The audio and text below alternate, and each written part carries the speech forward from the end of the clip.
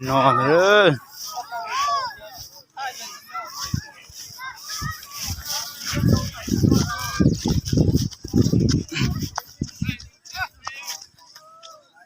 tôi lúc có đúng không ạ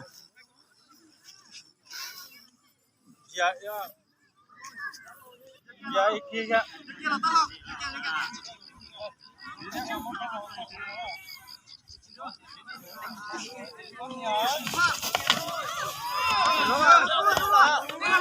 trú luôn à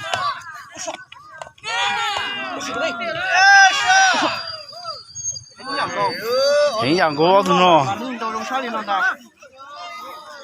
hai cô chơi trả đấy rồi à thành người nữa rồi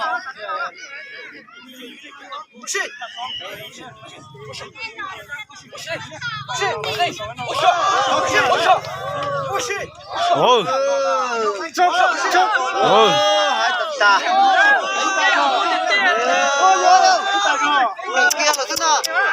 ôi chưa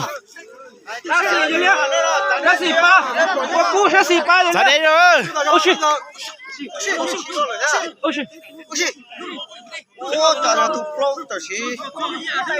trời dạng cô hô trời dạng hay gì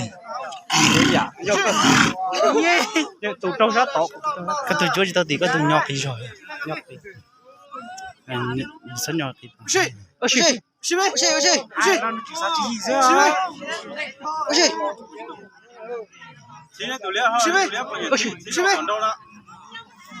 Nghĩ câu học trường đấy lên mà.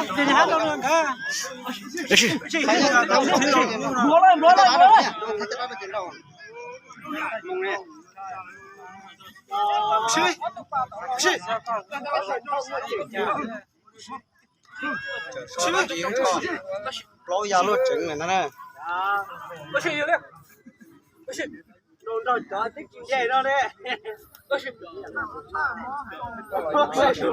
cho tôi lo tôi lên xe lại cả tôi xài lại cho là bây giờ giờ đâu 아마 안에 주나. 시로마. 시로 나자. 오! 어디 가? 어디 가? 진짜 kia. dạng có thế dạng có thế cái thằng dùng qua mà cay mà thì 시로 나자. khó kia là ô tụi lia cho tư gà chứ à tụi lia đó là thi cái như vậy đó rồi. Thi cái như vậy ha.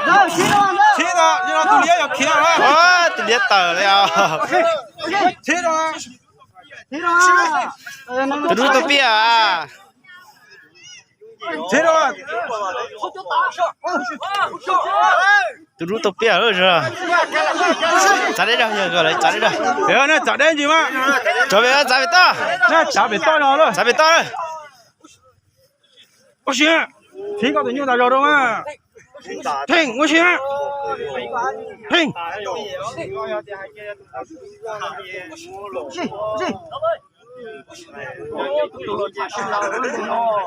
Ôi xí. Ở tụi nhau là chơi sao lâu dạng qua tụi nhau. Cũng bù à, tao cũng biết đó. Yung tôi giá tuần đó ăn. Chỉ rồi đó, đó. Ôi xí. Có một cái bắt từ này. Nhưng chưa bắt từ cả nó.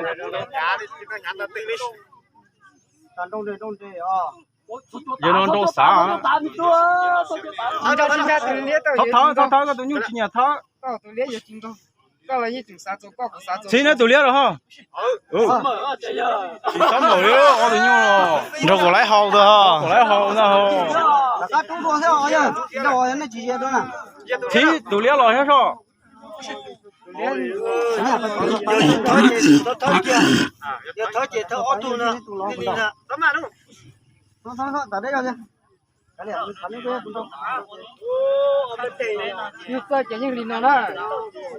chơi in rồi nó bù đồ à thở tụi lia rồi ha. Nó chỉ bù coi cái đây. Thở rồi.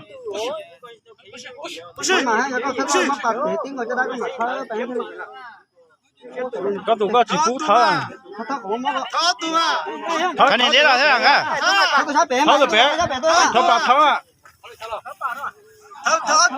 thở kia rồi hả chạy cầm cái cán bao lử lên thế à thắt bé tất cả thở kia nè cái gì cho căng cả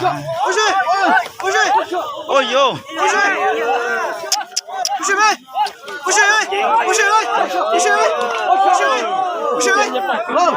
tôi liếc xuống xía thôi chứ tôi liếc xuống xía ấy à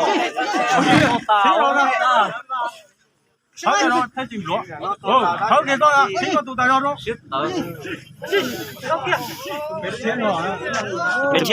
bé sống mà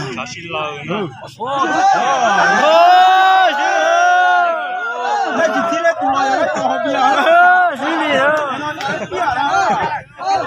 bé xuống xía xin đi rồi ra đi rồi